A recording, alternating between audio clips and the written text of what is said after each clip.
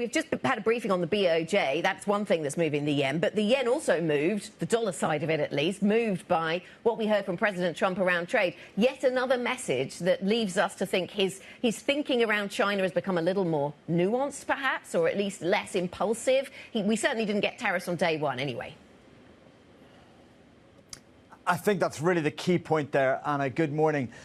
Obviously, he's still using tariffs as a threat. And I think if you take the full comment he made in the interview with Fox News, it was, look, we might have to do tariffs. I'd rather not use tariffs, but we've got that as a big tool against China. So he's clearly brandishing it as a threat. And I mean, it's not gone away. But brandishing it as a threat is very different from implementing tariffs. It's the difference in saying we might attack you versus actually an attack. And I think that given that most of the last year there's been a promise of aggressive day one tariffs, at one point talking about 60% level, down to 10%, but that was kind of the base case expectation.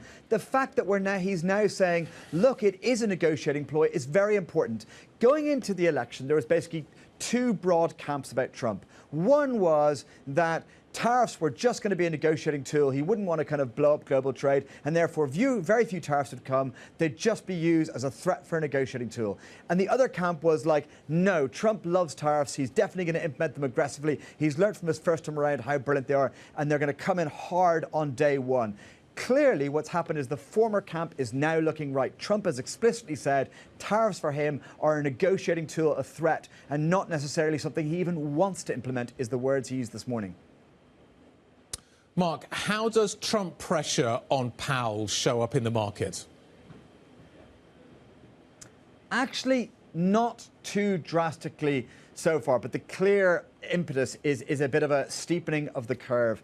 What you're going to see is that, if he's pressuring there to be rate cuts at the front end, that's obviously softer yields at the front end, but it's going to get people more worried about the inflation outlook longer term, and therefore you'll see the curve steepen as he does that. And of course, you see the dollar weaken as well. So we've seen a little bit of that since his comments last night, but nothing too dramatic overall. In fact, it was the comments about tariffs that had a bigger impact.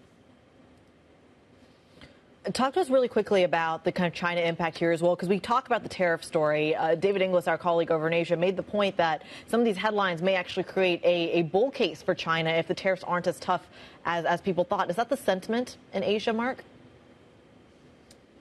It's not the sentiment, but it's my sentiment, Kriti. I think very much there's a bull case out there because this is a market that's been heavily discounted.